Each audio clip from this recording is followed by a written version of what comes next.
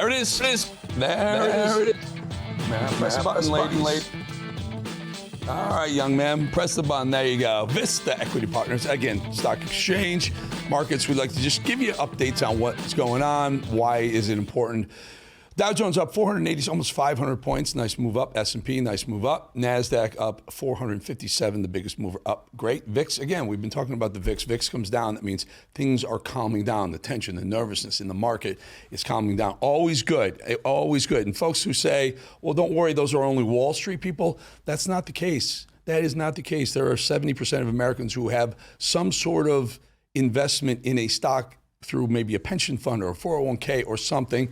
And then there are the other folks who are trying to start small businesses. And the way you start a small business a lot of times is that you're taking loans and you're using the capital markets to help access money so you can start your small businesses.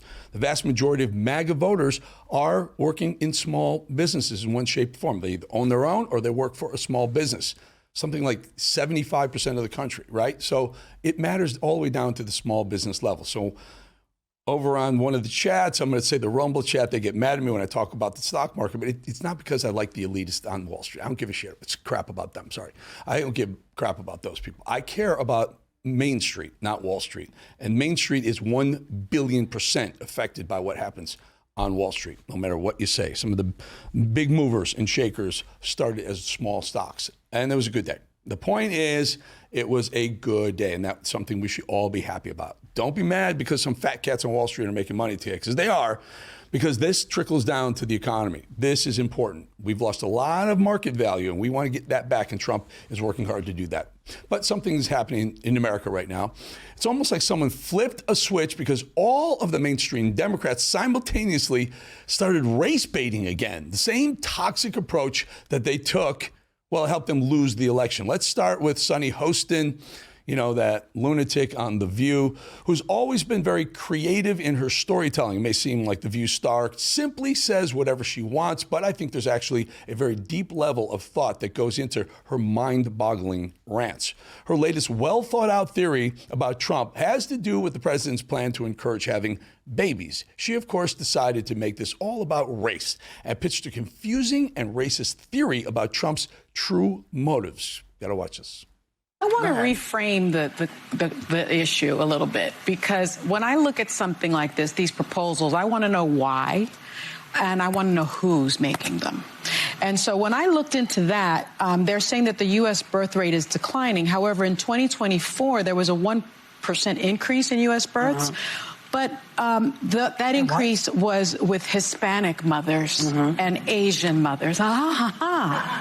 So they don't seem to be concerned about that increase. They seem to be more concerned about a decrease in other populations. Say it. No, I think I said enough. It's not based on that. And so, well, it's just based on a study. And so the other thing but I they will said that anywhere. I mean, I feel like you have to be fair. It's just fair to who? It's just a. Have they said that this is to target only white families? Oh, I didn't say that. You have to read between the lines. I just gave the stats. Yeah, but it's about economics. They're wanting people to pay in. I'm just giving. You know, Japan has had a major crisis. They had a baby crisis. The population was growing. It was aging, and there weren't enough babies being made in Japan. So the older population, the younger population, wasn't expanding fast enough to support the aging older population, and it's a real struggle there. The same theories, the same view is happening in the United States right now. It's the early stages. So Trump saying that they'll give a $5,000 baby credit has nothing to do with race or the amount of white people in the country or black people or minorities in the country. It has to do with, as our population ages, we need a bigger support. We need a bigger tax base by young people to support Social Security, Medicare, and Medicaid. It has nothing to do with race, you nut jobs.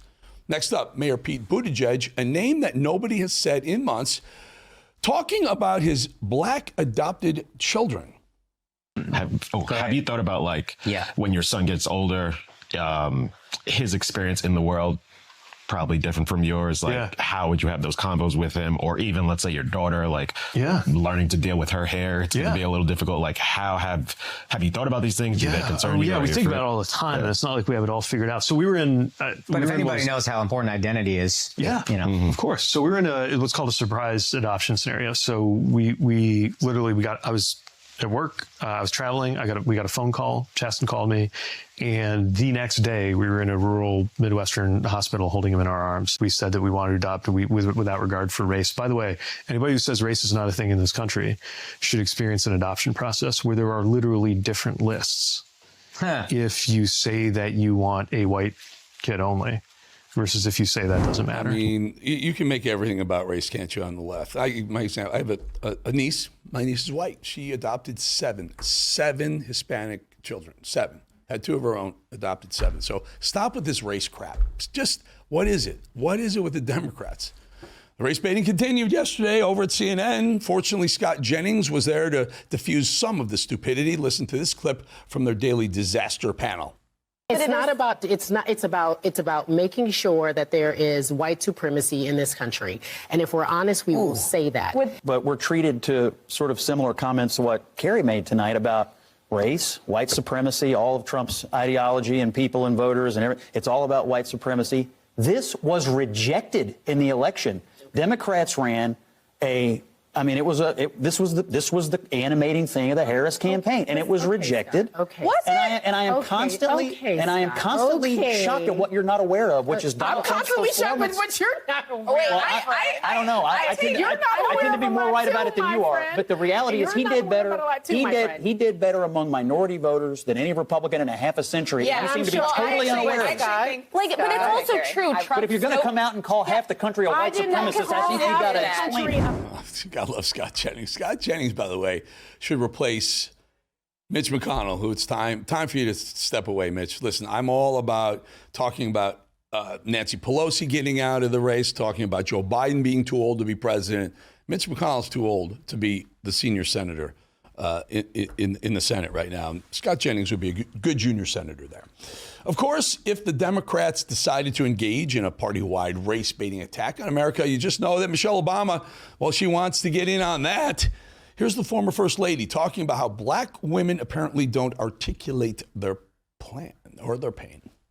We don't articulate as black women our pain because it's almost like nobody ever gave us permission to do that. And does anyone care?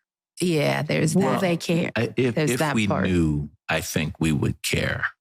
If we knew. If we knew. Or, and we have to ask ourselves, the men in our lives is, why wait to be asked? It seems like what we go through is pretty obvious. I mean, maybe we're not complaining, but we're actually living life out loud,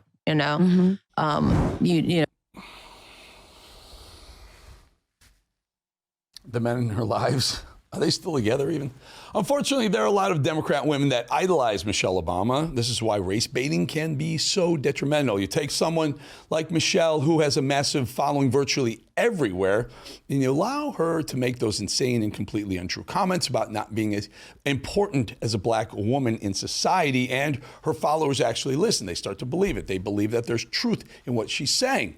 That's the danger to letting these unhinged Democrats run their mouths like this, because when you end up allowing that to happen, you also end up with clips like this.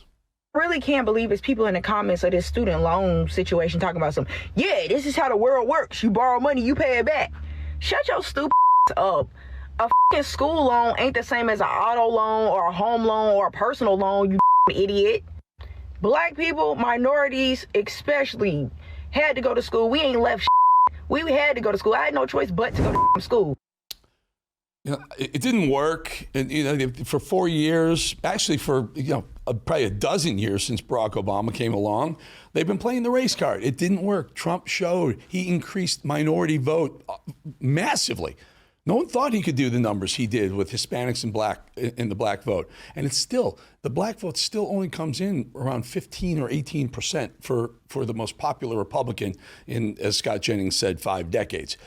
Black people got to come around and see that this isn't about race. This is about having a better lifestyle for everyone. Everyone. MAGA accepts everyone. Tampon Tim decided to join in on the fun, claiming fathers, not illegal invader gang-banging members that beat the crap out of their wives, but loving, caring fathers are being mistreated by Trump's ICE department. Listen to this. Now, in this land of the free and home of the brave, we have university students being swept up, shoved into unmarked vans, and fathers being tossed into Salvadorian gulags without a hint of due process. So I want to be real clear about this. If you say you love freedom, but you don't believe freedom is for everybody, then the thing you love isn't freedom, it's privilege. Fun-loving fathers, not illegal gangbangers. Ridiculous. Time pound Tim. This guy's got to go. Another note, here's your weekly reminder that it might be time for term limits. As if old Joe wasn't enough of a spectacle for this argument, here's a confused, disoriented Nancy Pelosi slurring into a mic. Posting for Arcadio Produce for hosting us today. This is a remarkable place. I hope you had a chance to see the force of it all. Small businesses like Arcadio are the lifeblood of the American economy, with their great optimism, entrepreneurialism, and courage. It is a privilege to join so many small business owners and community leaders during this cost of living week in America. All over the country, House Democrats are having events with the community about bringing down the cost of living. That was something the president promised in the campaign, but the exact opposite is happening now. So Nancy Pelosi, aging 85 years old, time to step aside, term limits, or just step aside. Mitch McConnell, I mentioned earlier. You too, Mitch. Sorry, because I said it about Joe Biden.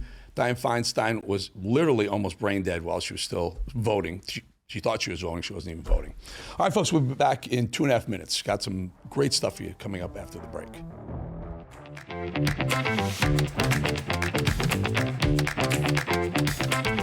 St. Louis Arch, beautiful, beautiful place. Beautiful arch. Tough city, really tough city, folks. All right, New York Attorney General Letitia James couldn't stay out of the spotlight. She's gotten herself into more hot water for her alleged mortgage fraud. My next guest is the senior member of the Council for National Policy and the president of Judicial Watch. We're happy to have Tom Fitton join us to talk about this case. Good to have you on, my friend. Tom, long time, my friend. Let's cut right to it. Is there a chance we can see Letitia James in cuffs in a perp walk? Maybe. I mean, certainly she's now going to be subject to a serious criminal investigation, at least with respect to fraud related to her properties in New York and I think in Virginia. And the charges against her, or the concerns about her misconduct, really almost literally mimic the fake charges and concerns she raised about what President Trump supposedly did with his properties and his businesses up in New York. And what's good for the goose is good for the gander. There are serious claims here. Now, she may have defenses. I don't know. I don't want to say she's, quote, guilty. That's what the left does. But certainly she should be, if the American people are going to be assured that justice is applied fairly and equally, be subject to a serious criminal investigation, as has been recommended by a substantial federal agency, the FHFA. They don't send these things over lightly. And she's a senior government official, so there's going to be added scrutiny as to what she did and the representation she made as to whether they were false or not, in a way that benefited her mortgages and her tax status. Do you think? Her tax liability. So there's a criminal referral from that housing department. Justice Department will pick, Pam Bondi will pick it up and decide to prosecute. I'm guessing it'll be a yes. I don't know. I take yes. I make odds on yes. Criminally, as well as, is there possible for civil lawsuits against her as well? Can Trump sue her civilly? Oh, that's a good question. And I don't know if there's a civil remedy that the Justice Department or the FFHA have on this. Certainly, if there are crimes associated at the federal level, the question is, are there state-level crimes as well, or civil crimes, either in Virginia and New York? So you raise a good question. And I want to take a step back. What also she should be under criminal investigation for, and everyone else who I believe she co-conspired with, is the deprivation of President Trump's civil rights under color of law. And that's the collusion and conspiracy and criminality that should be front and center for this Justice Department and FBI, or whoever is designated to investigate it by President Trump, which is what I recommend he do, which is to have a special counsel investigate the lawfare against him that nearly destroyed our country. Tom, some of the things she's accused of doing are just blow me away. Number one, at one point she said I believe it's a Virginia property that was her primary residence. Meanwhile, she was the Attorney General with her office in New York, and she was there every day. And then name some of the didn't she say that she was married to her own father to get some sort of sweetheart loan in another deal? Tell us some of her crimes. Eric, that was an accident. That was an accident.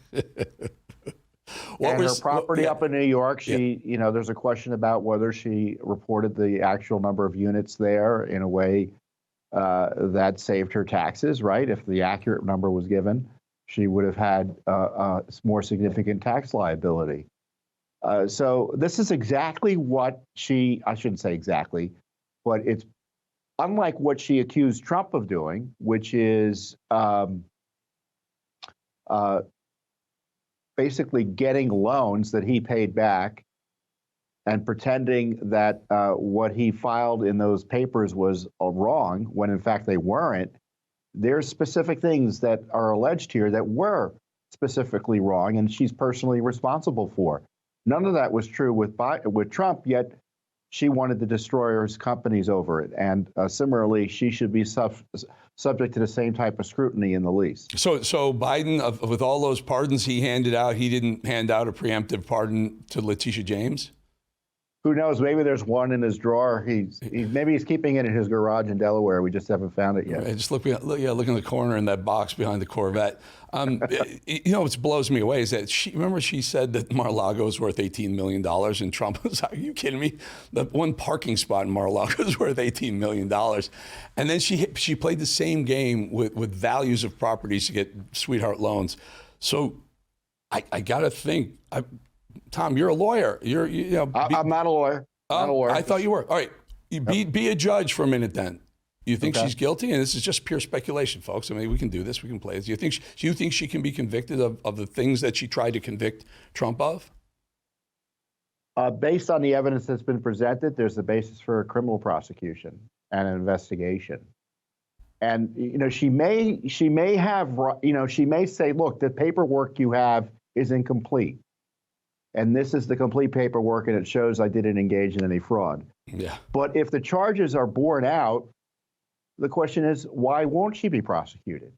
If the evidence is as has been presented or as she's been presented to the Justice Department, I don't think they have any choice but to pursue this. I want to see her on a stand the way we saw Fani Willis on the stand, and I just want them to grill her the same way they did Fani, and Fani broke, and I think Letitia James will broke too. Just the Trump derangement syndrome fever might be worth the price of admission. Tom Fitton, always good to have you, my friend. We'll get you back again soon. Good to be with you. Yep, thank you. All right, folks, 2.5. We'll be right back.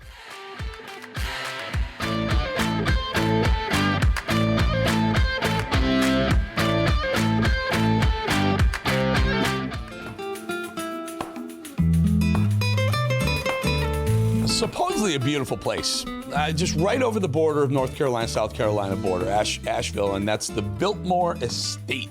Really, really well known. Well, January 6th keeps popping back up, only this time it's been found that it was a politically driven conspiracy by anti-Trump FBI agents and prosecutors, and that the White House counsel's office, back at the time, Biden's, handed over cell phones used by President Trump and former Vice President Mike Pence. Here to discuss the CEO and editor-in-chief of Just the News, John Solomon. John, this is pretty damning. We want to talk deep state. It is. Deep state to the T right here. Tell us what you know. Yeah. Well, listen, this started 2 years ago when we first obtained a memo showing that the White House counsel under Joe Biden instructed the National Archives to sic the FBI on Donald Trump in the classified records case. That's an extraordinary thing in of itself. The Democratic White House trying to get a criminal investigation started against its most likely Republican foe in the 2024 election. The memo was unequivocal. It was very clear what was done, and that's what started the classified records case prosecution against President Trump. We now know that Jack Smith, the other person, the guy that was also pursuing not only that case, but also January 6th and other cases like it, reached out to the White House and tried to secure President Trump's phones and Mike Pence's phones. And even though there were issues potentially surrounding executive privilege and other things, Joe Biden's White House arranged to go get those phones and get them to prosecutors so they could spy on and figure out who and what Donald Trump was doing on those phones. Now, in an ordinary world, there would be a subpoena. The subpoena would go to the custodian of the phone, like Donald Trump, if it was you and me, and or to the provider, and you'd have to meet a threshold of the court, and then they would turn the records over, or we, in unique circumstances, like journalists, would get an opportunity to object, saying, hey, we have reporting duties on that we need to protect. That did not happen here. They took the easy route because Joe Biden and the Justice Department were working together to get Trump. A couple important pieces of information here, if you know. Who sent the note from the White House to the Justice Department to open up this investigation? Where did it come from? Do we know? It came from a deputy counsel who doesn't work there anymore. Obviously, he doesn't work there, but he left the Biden administration halfway through. He sends a note to the legal counsel and head of archives saying, we believe you should make a criminal referral to the FBI to go after Donald Trump. And that's how that started.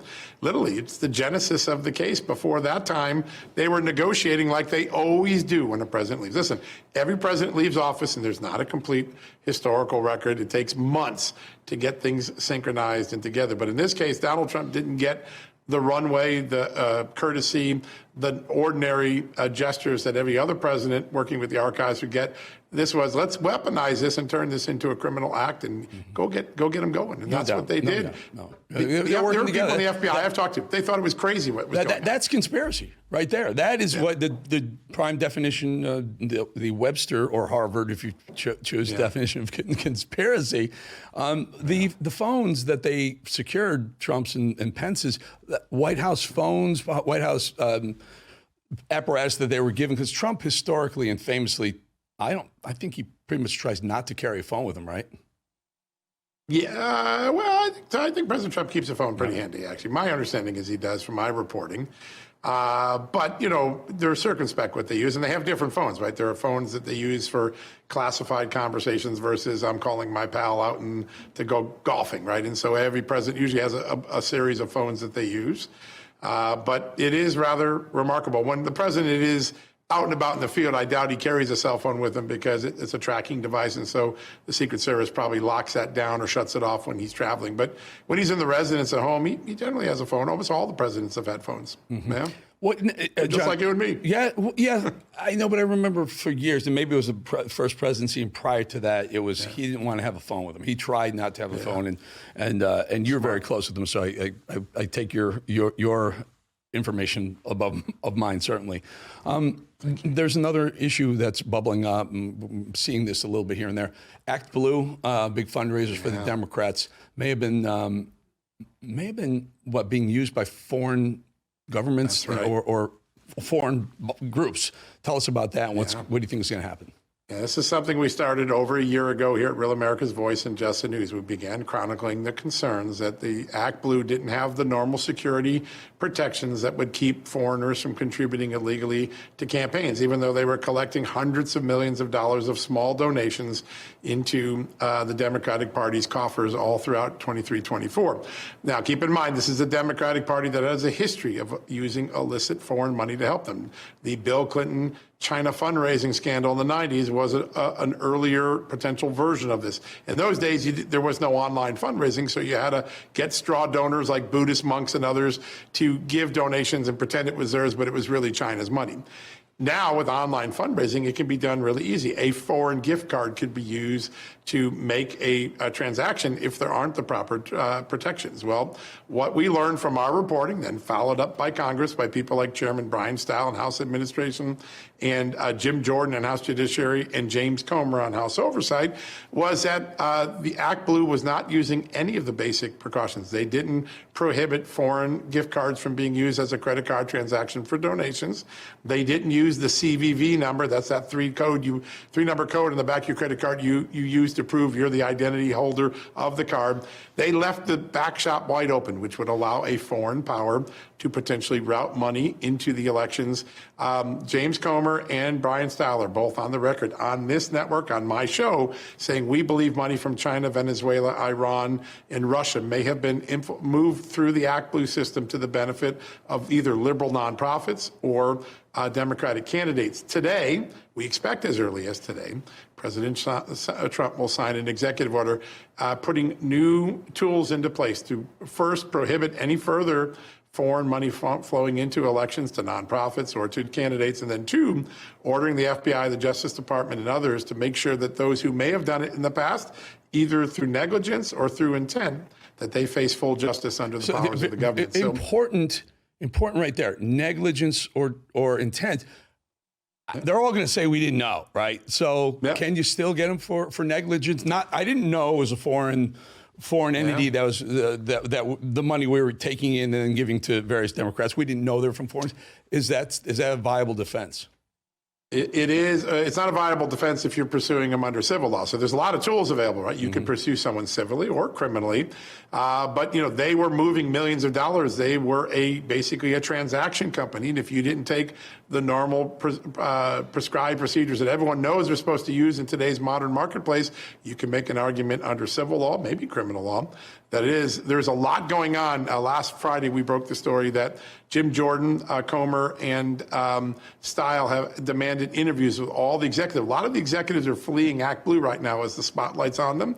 They're about to face depositions in Congress. We're going to learn a lot more in the next few weeks. This is becoming a potentially very big scandal. President Trump adding new tools to the investigative side, hopefully as early as today. Awesome. Great stuff. It's great. The conspiracy theories happen to be actual conspiracies most of the time, actually. Really good, John. Your investigative work is just bar none, top notch. Appreciate your time.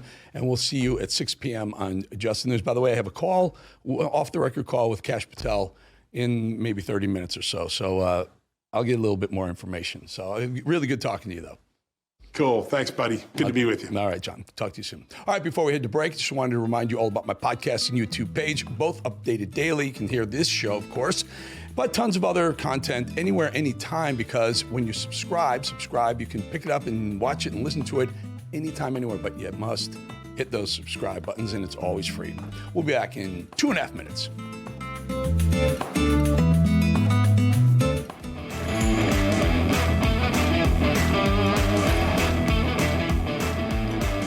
La Fortuna, Costa Rica. And Mad Dog tells me that's a restaurant right there. Beautiful. By the way, if that is a restaurant and that's a bar there, I'd love to be sipping a vodka club with the orange twist on it. Look at that water. Beautiful. All right, wait. So apparently it's not a good idea to place a sniveling little snowflake brat at the top of your party. Turns out that if you place an entitled know-it-all with no skills, no experience, and exactly zero knowledge of politics in the real world as your vice chair, ain't going to go well. This child, David Hogg, gets voted in as vice chair of the DNC, which tells you everything you need to know about the state of the Democrat Party right now. And he immediately comes in and tries to unseat AOC as the most annoying and least qualified Democrat politician in the leftist cesspool, because David is on a campaign to primary old guard incumbents. Ooh, let's just let the Civil War begin. I'm up for watching this. And when Timu Obama, also known as Hakeem Jeffries, was asked what he thinks about David Hogg trying to play Jenga with the Democrat Party, here's what Timu Obama had to say. What's your response to this idea of targeting some of your Democratic incumbents? Well, I look forward to standing behind every single Democratic incumbent, from the most progressive to the most centrists, and all points in between. Ooh, and the plot thickens. Democrats have issued the kid an ultimatum. Either stop with this primary the incumbent's nonsense or leave your post as DNC vice chair, which again, it's comical he got to begin with. And it's getting good. It's getting warmer, isn't it, over there on the other side of the aisle? As in, it's getting worse for the Democrats. They're crumbling in the face of MAGA. What a thing of beauty to behold. Want to see the walking example of in over your head? Behold. This was not an MS-13 gang member, and you damn well know that. Oh, come on. He was not. Okay, and so the keep defending this guy. The administration admitted this was wrong. In America, we have due process, and we are a land of law and order. We are a land of law and order. And this administration is repeatedly showing time and time again they do not care about what the Supreme Court says. They do not care about the rule of law. And you cannot defend sending people to another country. Just did a poll to another country where they don't have Americans rights. think that where he's all denied counsel, illegal immigrants due process, should be deported, and so much more. by the way. So you're losing your effort. Yep, in over your head, my young friend on the left side. Of course he's MS-13. Every time I see David Hogg, I think, how the heck did this kid get here? He's like a shining beacon of leftist entitlement and snowflakery. And now he's even ticking off one of the Democrat gods, James Carville. Well, so here's James Carville. Here's what he had to say about your idea. Take a listen. The most insane thing I ever heard is the vice chair of the Democratic National Committee is spending $20 million running against other Democrats. Aren't we supposed to run against Republicans? What's your response? What's his plan to deal with our 27% approval rating? Carville believes in a politics of being timid, of hiding. I believe in fighting. And that is what people want to see right now from the Democratic Party. We just saw an example of that with Senator Van Hollen going to El Salvador. Well, it looks like the Democrat Party is very much over David's $20 million scheme to purge loyal and lovable Democrats for progressives. And it's led to a vicious ultimatum from Ken Martin, the chair of the DNC, who's basically saying, obey or vanish, David Hogg. The drama's getting good. That even the communists over at CNN are entertained. All right, I love it so much, though. The David Hogg of all of it, and now the Democrats girls are fighting. Oh my gosh, I love it. It's like Housewives now, and they're leaking to the press to be like, David, prepare yourself. We're gonna yell at you later today. It's like the renowned singer JoJo says, it's too little, too late. Like you can't change it now, Democrats. The arsonist is in the house next to the firefighters. Well, I thought it was bad enough or great enough for us to watch them parade out Jasmine Crockett, AOC. The gang-banger lovers. You thought it was damaging enough to have Jasmine call for illegal migrants to pick cotton or have AOC taking private jets on a fight the oligarchy tour, but actually watching a snot-nosed 25-year-old single-handedly create the Democrat desperate housewives in their party, all while verbally making love to a known MS-13 gang member. It's just beautiful. Christmas comes 8 months early sometimes. Watch Jen Psaki fawn over the snowflake we now know, which makes sense given that she covered for the drooling dementia in chief for way too long. I love about you that you never hold back and you say what you think. Mm-hmm. I'm wondering, because James Carville said this was a crazy idea or a bad idea. Yeah. Now, he also predicted we would win the election in a landslide. A lot of people predicted that. Well, of course she loves that he speaks his mind. It's a massive step up from Joe Biden, who had nothing up here to speak with. And now Dick Durbin's retiring. And that means that now 4 Senate Democrats are not going up for re-election in 2024. That's huge. That's massive. Massive opportunity for Republicans. And this child is sitting up there at the top of his party adoring gang bangers and kicking up dirt. What a gift, truly. Watch.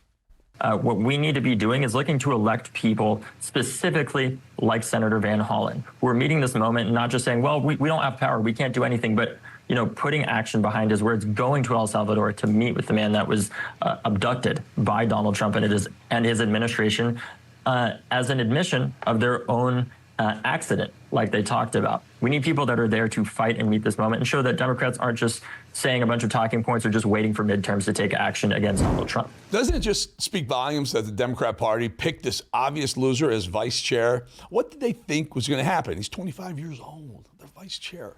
Well, I'll say it. Keep it coming. The Jasmine Crockett race baiting, the AOC climate hypocrisy, the gang bang lovers escapades, and you know what? I'm all for keeping David Hogg at the top of the DNC. Make him the top. Make him the chairman. And while the Democrat Party continues to implode in new and fascinating ways, the old guard of leftist media continues to prove that they've learned absolutely nothing about why their side lost and about why the country has zero trust in Democrats. And by the way, never will again. Ladies and gentlemen, I give you Jim Acosta and Don Lemon, who are so deeply skewed and warped that even CNN had to toss him out the back door. But I think it's another nail, especially in the confidence that people have in corporate media, the trust that they have in corporate media. And I think that is why folks like you know, over here on Substack doing extremely well. I'm doing okay on Substack. Also, you're doing great. Doing Watch well. Don on Substack. Yeah. Watch Don on YouTube. Yeah. And so I think that's why we're having such success. And they don't care if you're on the North Lawn and the South Lawn of the White House with pancake makeup on and all the lights and the shiny desks. They want people they like, they trust, and they care about. And I think that's figures like us. People can trust that I'm going to tell them the truth. It actually boggles the mind. The lack of self-awareness, the truth. Neither one of those two would know the truth if it smacked them right in the face. A little reminder of their BS back in the day. For all those people who say, oh, the press, CNN hates Trump and the CNN is, loves the Democrats. I watched Manu Raju with Nancy Pelosi, who clearly did not want to answer Manu's questions today, even in her body language. And you know what? He persisted and he asked her the tough questions anyway. So of anyone, a Democrat or Republican, regardless of who it is, if you hold a position of power, we, the journalists at CNN, are going to question you about it, whether you like it or not. That's right. We're here to hold their feet to the fire. And just because we are pro-truth doesn't mean that we are anti-Trump. See what they do right there. Speaking the truth doesn't mean we're anti-Trump. Well, Jim, it depends on what your definition of truth is. And yours and the organization you worked for, and spit your butt out has no interest in the truth. Quite clearly, Jim Acosta and Don Lemon actually seem to believe that they're saving an industry whose sole purpose was to peddle propaganda and tell lies on behalf of the leftist Marxist propaganda machine and the swampy deep state. Two CNN washouts. Reminds of this little gem from back in 2018, remember?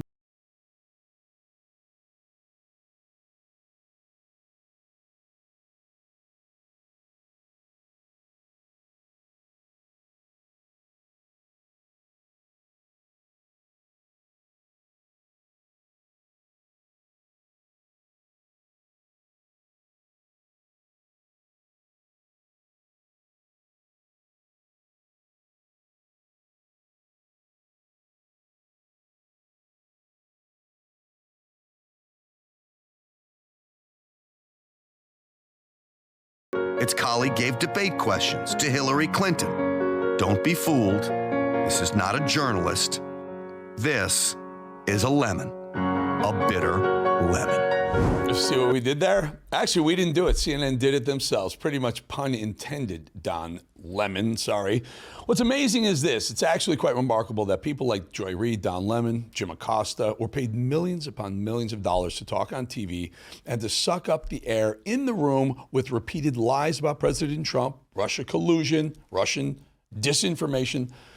They spend years talking on TV, and yet they've developed no fan base. They leave TV, and no one's watching them. They're done. No one's interested. That's because the left, which had very little plot to lose in the first place, has lost the plot entirely, and it's been chipping away into a big nothing. Crumble away, Democrats, and we're right here to build it back. Oh, maybe we'll build it back better. What's that you say? Better? Yep, we're going to build it back better, except we actually mean it. Before we head to break, I wanted to remind you about my podcast and YouTube page, both updated daily. You can surely watch and hear this show, but also tons of other new content anywhere, anytime. Be sure to subscribe. It's free, but you got to hit the buttons. You got to hit those subscribe buttons. We'll be back in 2.5 minutes.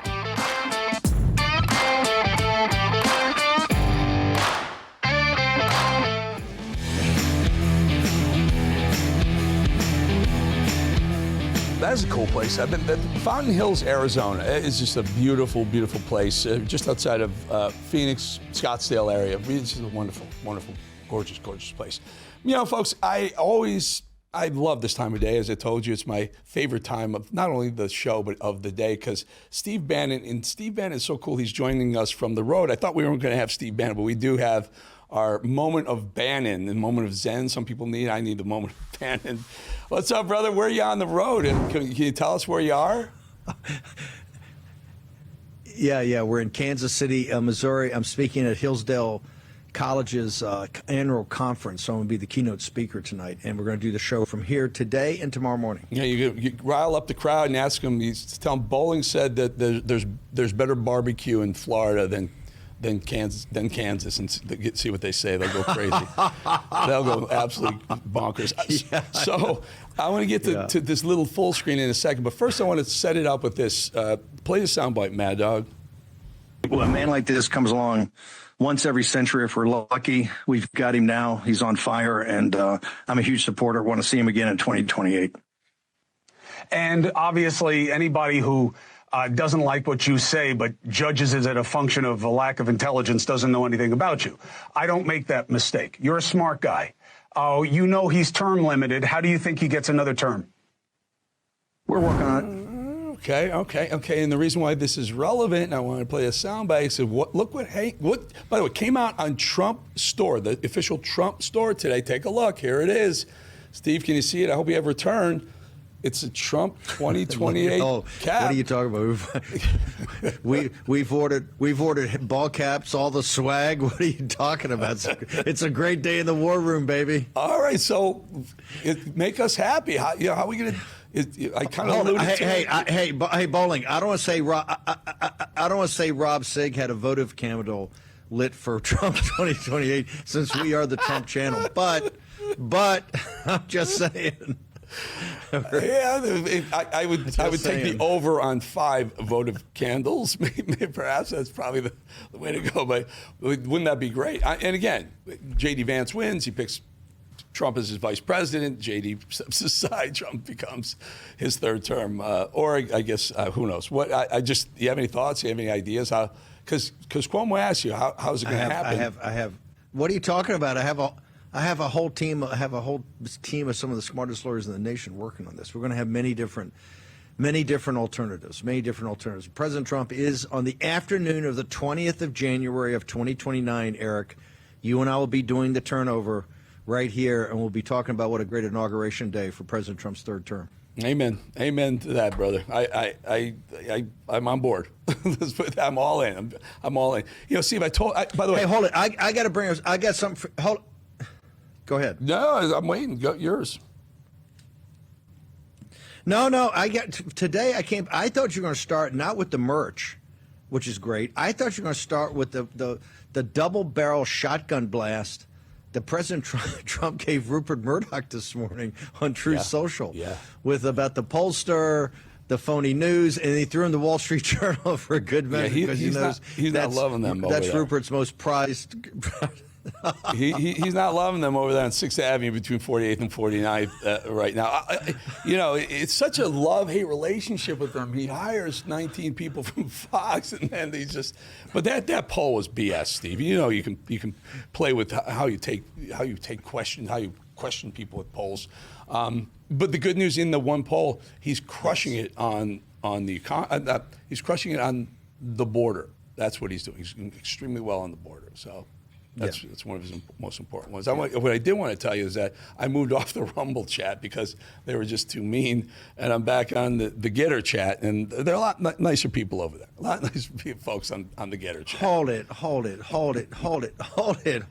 We stop. Hang on. There's no whining. There's no whining in the handover. You got to go back to the Rumble chat. Rumble chat will make a man out of you.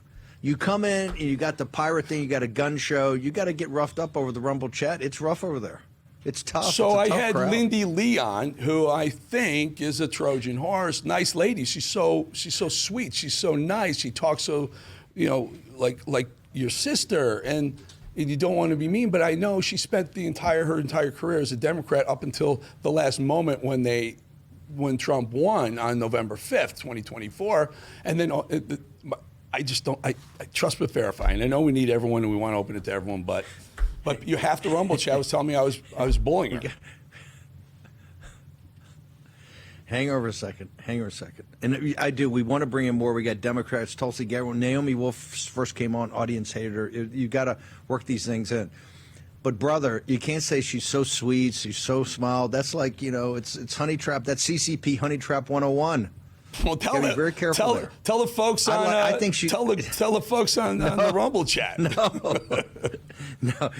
No. You gotta hold it. One day we're gonna take the training wheels off while you're in the Rumble chat after you've gone full pirate. How's that? All right. Have a good show, brother. Have a good show and have some Kansas City barbecue. Second. Love you, brother. Florida. Love you, Eric.